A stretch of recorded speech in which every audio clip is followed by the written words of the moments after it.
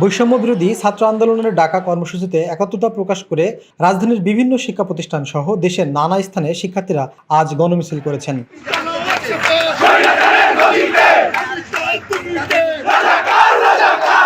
রাজধানীর Uttara, Aftabnagar, science lab, Dhanmondi press club ও বায়তুল মোকাররমের সামনে থেকে গণমিছিল শুরু করে আন্দোলনকারীরা।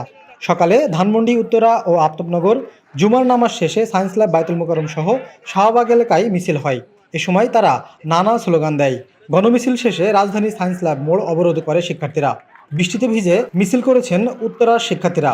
মিছিল শেষে বেশিরভাগ শিক্ষার্থীদের গলায় পরিচয়পত্র দেখা যায়। তারা মুক্তির দাবিতে উই ওয়ান্ট জাস্টিস সহ নানা স্লোগান দেয়। বৃষ্টিতে ছাত্র জনতার স্লোগানে উত্তাল চট্টগ্রাম।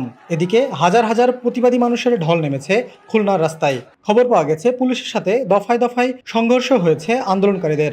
কর্মসূচি পালন হয়েছে পাবনা, ফেনী, রংপুর, কুমিল্লা সহ আরও বিভিন্ন স্থানে। এর আগে 29 জুলাই আন্দোলন প্রত্যাহারের ঘোষণা দেয় 6 সমন্বয়ক। তবে তাদের মুক্তির পর শুক্রবার গণমাধ্যমে পাঠানো এক বিবৃতিতে অভিযোগ করেন, 19 জুলাই থেকে ছাত্র আন্দোলনের সমন্বয়কদের গুম, গ্রেপ্তার, নির্যাতন ও হয়রানি করা হচ্ছে। একইভাবে নিরাপত্তার নামে 6 সমন্বয়ককে 7 দিন আটকে রাখা হয়।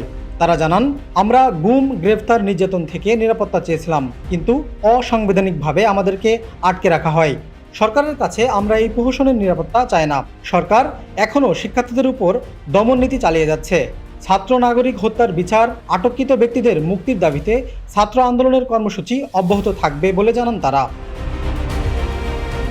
এর আগে বলা হয়, আজ সারা দেশে মসজিদে জুমার নামাজ শেষে দোয়া ও কবর জিয়ারত হবে।